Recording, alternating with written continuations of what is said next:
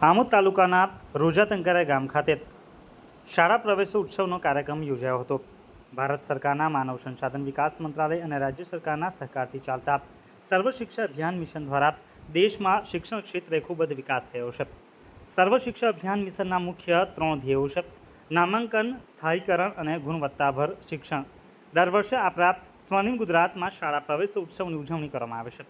પ્રાથમિક શિક્ષણમાં 100% નામાંકન અને કન્યા કેળવણીના ધ્યેયને સિદ્ધ કરવા માટે શાળા પ્રવેશોત્સવ અને કન્યા કેળવણીનો પ્રારંભલક્ષી કાર્યક્રમ અમલમાં મૂકવામાં આવેલ છે.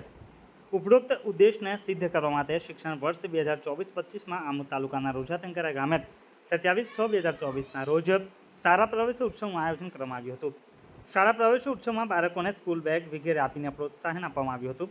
શાળા પ્રવેશોત્સવમાં મુખ્ય મહેમાન પધારેલ, જેમાં અધિકારી વર્ગમાં મહાનુભાવો તરીકે સીડીપીઓ બાળ વિકાસ યોજના અધિકારી આમોદ તથા લાયઝન અધિકારી એસટીપી વીબી આરપી આમોદ તથા તાલુકા પંચાયત આમોદ સભ્ય અનિતાબેન પરમાર, ગામના સરપંચ, તલાટી કમ મંત્રી, પંચાયત બોડી, એસએમસી પરિવાર સહિત તમામ વાલીગણ અને ગ્રામજનો પણ ઉપસ્થિત રહ્યા હતા.